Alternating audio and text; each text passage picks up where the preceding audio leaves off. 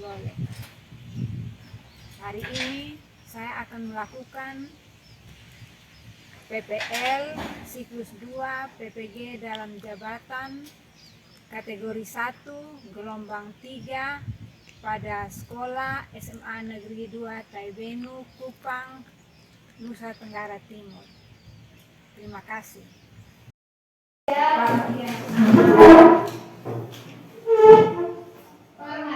Selamat pagi, Ibu. Selamat pagi anak-anak. Apa kabar hari ini? Baik. Mungkin sebelumnya Ibu mau bertanya, mungkin ada yang waktu datang tadi pagi, ada yang belum makan? Sudah. Sudah, terima kasih. Mungkin Ibu jangan kalian makan pagi supaya bisa kalian mengikuti pelajaran dengan baik hari ini ya. Jadi diharapkan supaya pagi datang ke sekolah mungkin kalian harus makan pagi atau sarapan. Jadi sebelum itu Ibu absen dulu. Mungkin ada teman-teman yang lain mungkin sudah hadir. Jadi kalian bisa mendengarkan nama dipanggil ya. Erni Amnahas, Erni Nifu, Marlin Kafui, Ada, Ibu. Metri, Ada, Ibu. Norlince, Ada, Ibu. Rizky, Ada, Ibu. Rudi, Sakit. Simon. Sakit. Jadi hari ini teman ini kalian berjumlah 8 orang, tetapi yang tidak hadir 2 orang alasannya sakit. Jadi kita berdoa buat mereka supaya lekas sembuh dan bisa dapat mengikuti pelajaran hari ini dan seterusnya. Jadi untuk itu sebelum kita mulai dengan materi hari ini, mungkin Ibu beritahu sedikit tentang kompetensi dasar dan juga tujuan pembelajaran kita hari ini.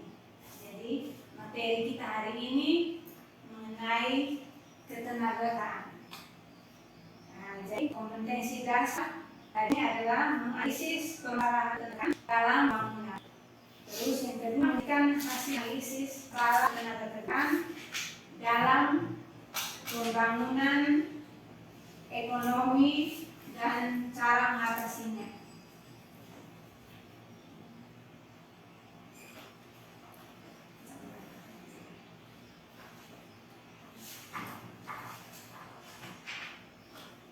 Terus tujuan pembelajarannya melalui diskusi kelompok, penugasan dan tanya jawab, serta kajian pustaka dengan pendekatan saintifik dengan model pembelajaran problem based learning.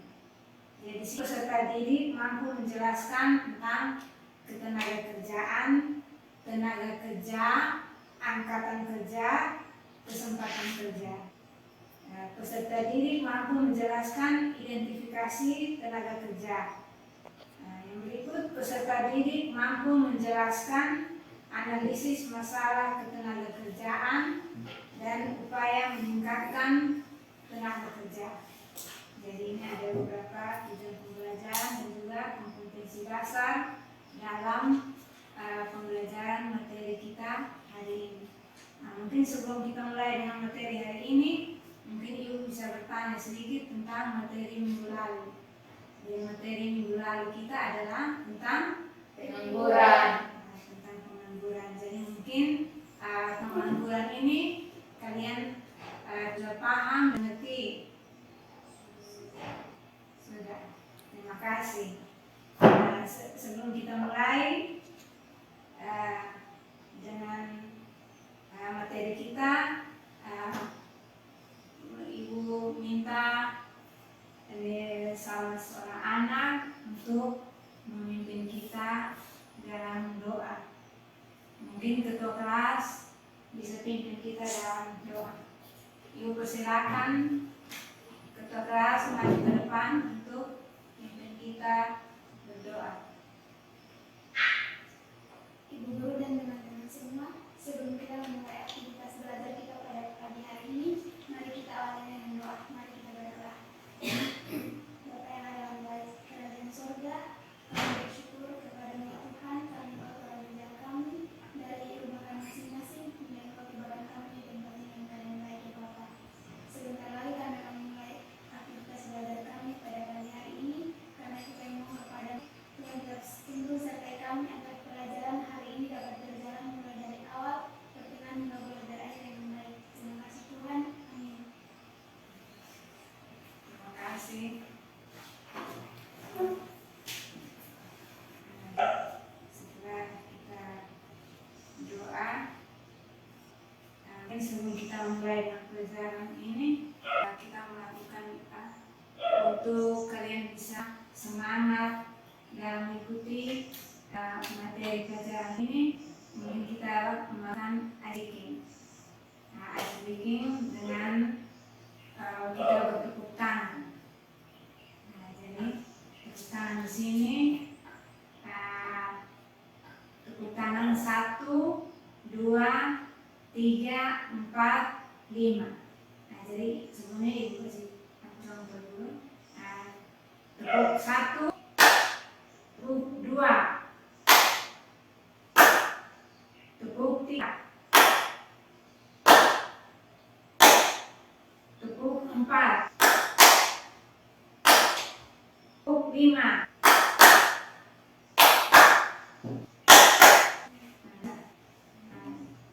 Jadi sekarang kita mulai. Tepuk 1, 2, 3, 4, 5. Tepuk 1. Jadi nanti misalnya ada yang terlambat, berarti dia belum konsentrasi. Tepuk 2. Tepuk 3. Tepuk 4. Tepuk 5.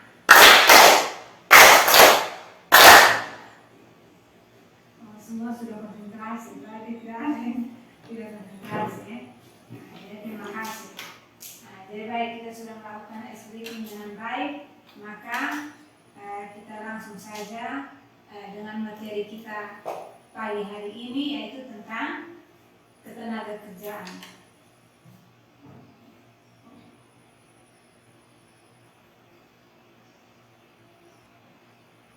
Jadi di situ bisa lihat pada buku cetak di situ ada yang bisa lihat. Jadi tentang ketenaga kerjaan. Jadi mungkin kalian pernah dengar kata kerjaan, ya? Pernah dengar. Jadi di sini sebelum kita mulai, kita lihat dulu bersama pengertian dari tenaga kerja itu sendiri pada Undang-Undang Nomor 13 Tahun 2023 tentang tenaga kerja. Di situ tenaga kerja adalah setiap orang yang mampu melakukan pekerjaan guna menghasilkan barang dan jasa, baik untuk memenuhi kebutuhan sendiri maupun untuk masyarakat. Terus di situ kita lihat lagi tentang tenaga kerja. Jadi ada tentang ketenaga kerja, angkatan kerja, dan juga kesempatan kerja.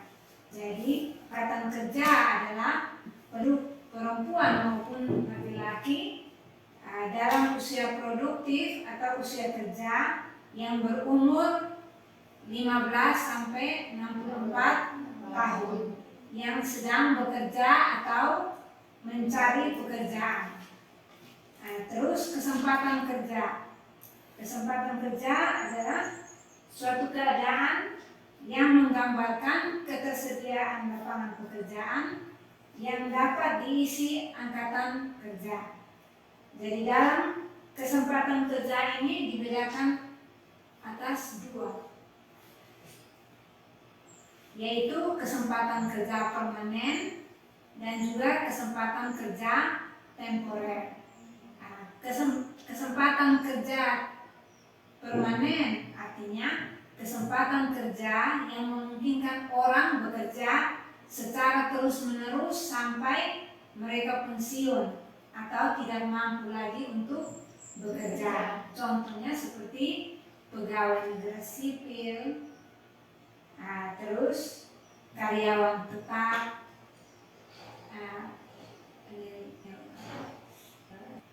terlebih bagi pegawai negeri sipil. Jadi dia bekerja sampai di mana batas umur dan dia harus berpensiun dan tidak melakukan lagi kegiatan. Terus kesempatan kerja temporer artinya kesempatan kerja yang hanya memungkinkan orang bekerja dalam waktu relatif singkat. Contohnya karyawan kontrak, pekerja musiman atau pekerja proyek. Jadi dia tidak seperti pegawai negeri, jadi dia hanya dikontrak dan lain-lain. Jadi itu disebut kesempatan kerja temporer. Terus itu kita lihat lagi tentang jenis-jenis tenaga kerja. Ada tenaga kerja menurut keahlian, tenaga kerja terdidik, tenaga kerja terlatih, dan juga tenaga kerja tidak terdidik dan tidak terlatih. Jadi di situ tenaga kerja menurut keahliannya, yaitu menurut keahlian dalam dunia kerja memiliki peran penting. Contohnya seperti montir bengkel, terus seorang guru yang harus menempuh pendidikan guru di perguruan tinggi. Jadi itu adalah tenaga kerja menurut keahlian. Terus tenaga kerja terdidik, tenaga kerja yang harus menyelesaikan pendidikan terlebih dahulu sebelum memasuki dunia kerja. Contohnya seperti dokter, pengacara, dosen, atau polisi, dan lain-lain. Yang berikut tenaga kerja terlatih. Jadi tenaga kerja yang membutuhkan pelatihan dan pengalaman terlebih dahulu sebelum melakukan pekerjaan. Contohnya seperti sopir, ya kan? Juru masak, dan lain-lain. Yang berikut adalah tenaga kerja tidak terdidik dan tidak terlatih. Jadi tenaga kerja yang tidak memerlukan pelatihan atau secara khusus dalam melaksanakan pekerjaan. Contohnya kuli bangunan atau buruh pabrik. Jadi buruh bukan guru. Kalau guru tadi kan ini berdiri. Terus yang berikut, dalam ketenaga kerjaan ini ada beberapa masalah dalam ketenaga kerjaan dan upaya meningkatkan kualitas tenaga kerja. Jadi masalah ketenaga kerjaan di Indonesia itu contohnya seperti jumlah angkatan kerja tidak sebanding dengan kesempatan kerja. Jadi misalnya contoh sekarang ribuan orang yang lulus ya toh, hanya kesempatan untuk bekerja atau tempat untuk kita mendapat pekerjaan sangatlah sedikit, tetapi yang lulusan banyak ya toh. Jadi setiap tahun banyak yang lulus atau banyak yang wisuda, hanya lapangan kerjaannya yang masih banyak. Nah, itu yang menjadi masalah atau kendala. Nah, terus mutu kualitas tenaga kerja relatif rendah. Nah, terus angka pengangguran makin tinggi karena lapangan pekerjaan tidak ada, maka akan mengakibatkan pengangguran yang banyak. Terus tingkat upah masih rendah. Terus persebaran tenaga kerja dalam merata. Dari masalah ini, maka pemerintah buat upaya untuk meningkatkan kualitas.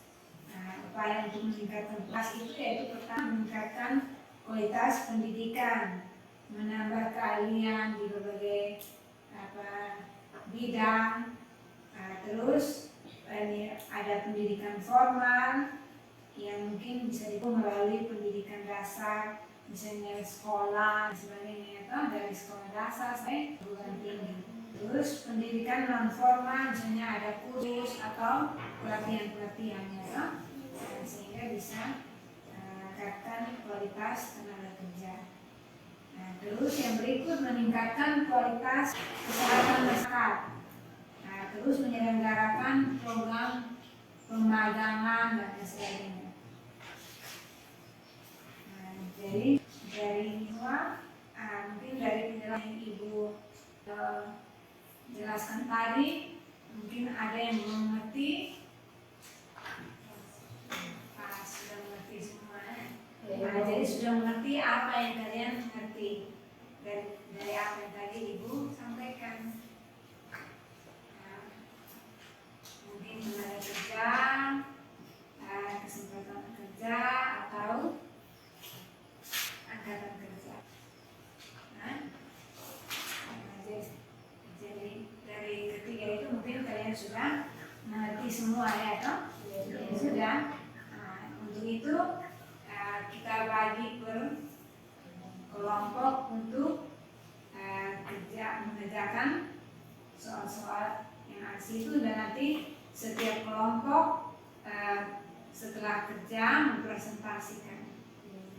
Walaupun kita hanya berjumlah 6 orang, tetapi kita tetap membuat tugas kelompok, ya. Jadi silakan buat kelompok.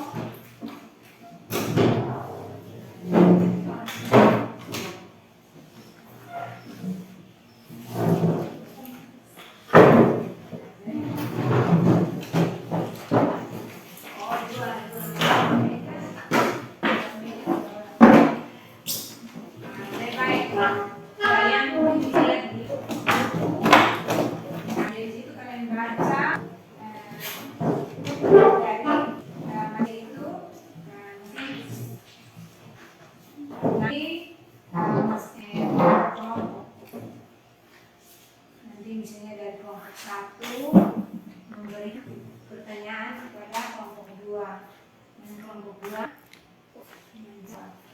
Terus kelompok 2 juga. Silahkan Ibu kasih 20 menit untuk mengerjakan soal. Jadi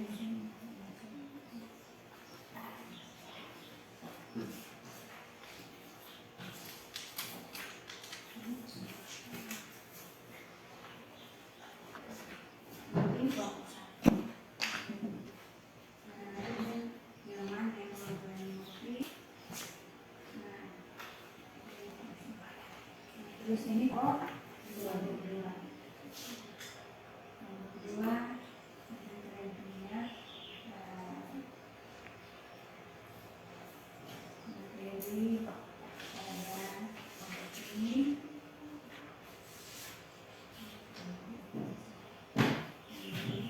belum ngerti bisa bertanya.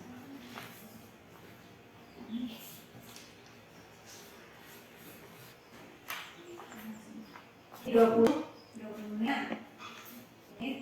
Jangan 10-15. Jadi masing-masing kelompok mungkin kelompok yang sudah bisa mempresentasikan, silakan kerja.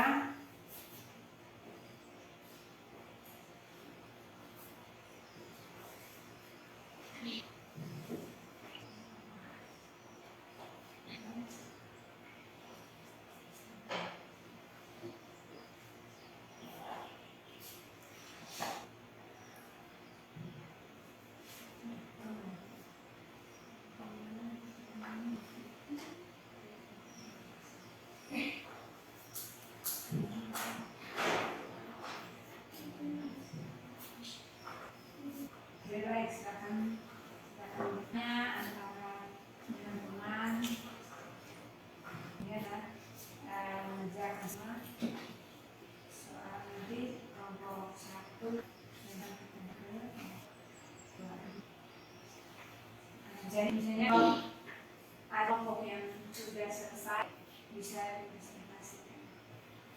Kelompok 1 atau kelompok 2.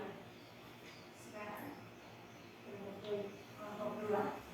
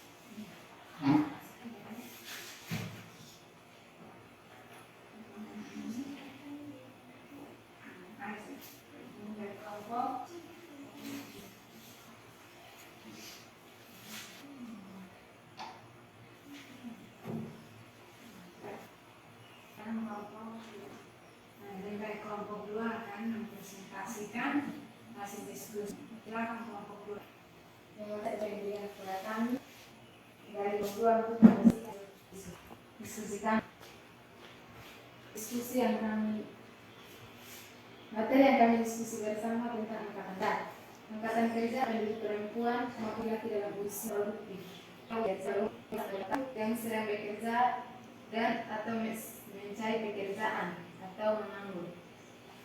Angkatan kerja merupakan bagian dari penduduk usia kerja yang sudah bekerja ataupun yang masih mencari pekerjaan. Akan tetapi tidak semua penduduk usia produktif termasuk angkatan kerja. Penduduk usia produktif yang tidak aktif dalam kegiatan ekonomi tidak termasuk kelompok angkatan kerja. Misalnya pelajar, mahasiswa, ibu rumah tangga, dan pengangguran sukarela. Berdasarkan pengertian tersebut, amatilah kondisi penduduk di sekitar tempat tinggal Anda. Kelompokkanlah penduduk yang termasuk penduduk angkatan kerja dan penduduk bukan angkatan kerja. Bandingkan hasilnya dengan teman sebangku Anda, kemudian komunikasikanlah di kelas. Jumlah angkatan kerja yang berperan aktif dalam kegiatan perekonomian dapat dilihat dari tingkat partisipasi angkatan kerja.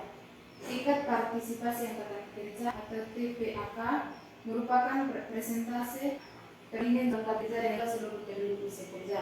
Nama TPAK untuk mengeterlibatan penduduk aktif dalam menciptakan barang dan atau jasa dalam suatu negara.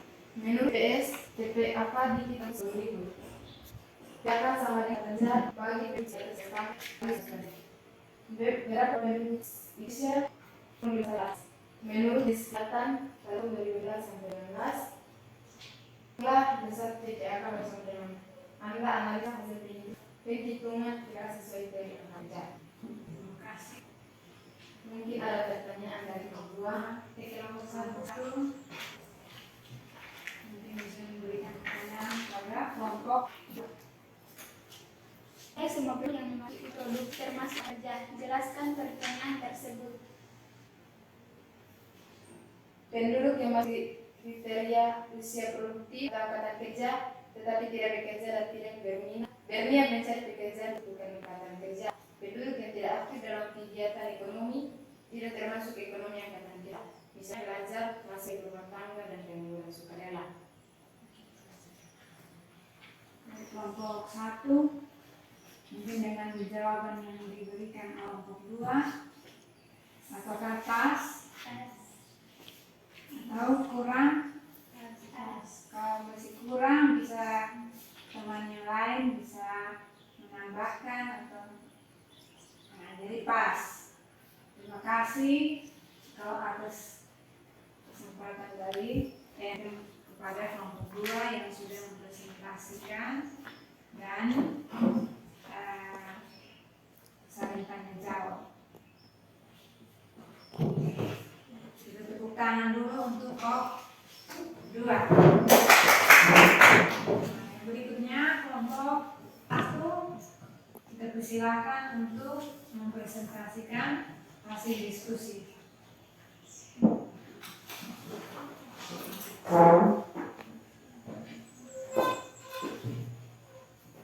Terima kasih Ibu Guru dan teman-teman semua untuk kesempatan yang diberikan kepada kami untuk mempresentasikan hasil diskusi kami. Materi yang akan kami presentasikan yaitu tentang kesempatan kerja. Setiap angkatan kerja mempunyai peluang bekerja. Peluang inilah yang disebut tingkat kesempatan kerja atau TKK. Tingkatan kesempatan kerja adalah persentase peluang penduduk usia kerja yang termasuk angkatan kerja untuk bekerja. Tingkat kesempatan kerja menggambarkan kesempatan seseorang untuk terserap pasar tenaga kerja. Tingkatan kesempatan kerja dapat dirumuskan sebagai berikut. TKK sama dengan orang yang bekerja per angkatan kerja kali 100%. Dalam bekerja, seseorang dibatasi dengan waktu kesempatan kerja yang tersedia. Kesempatan kerja dapat dibedakan sebagai berikut.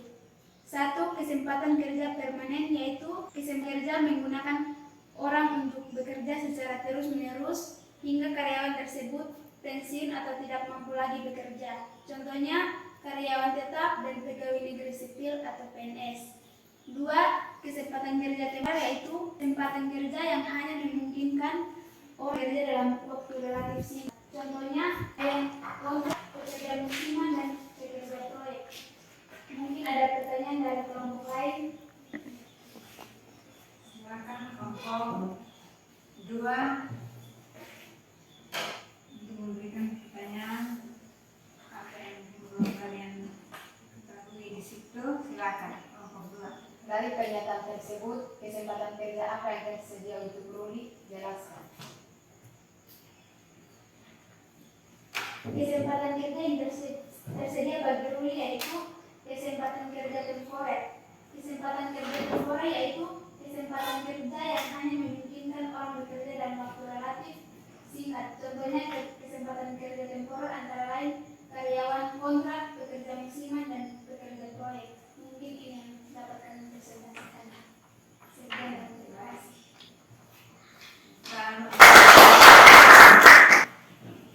Tapi kelompok dua apakah pas? Pas dengan jawab yang diberikan oleh kelompok satu. Mas, terima kasih.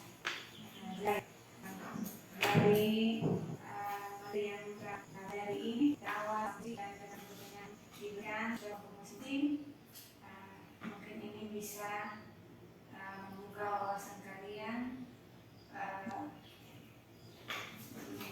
Betapa pentingnya kita mendapatkan satu pekerjaan. Jadi mungkin harapan dari ibu, kalian yang masih sekolah mungkin lebih giat lagi belajar ya, sehingga apa yang menjadi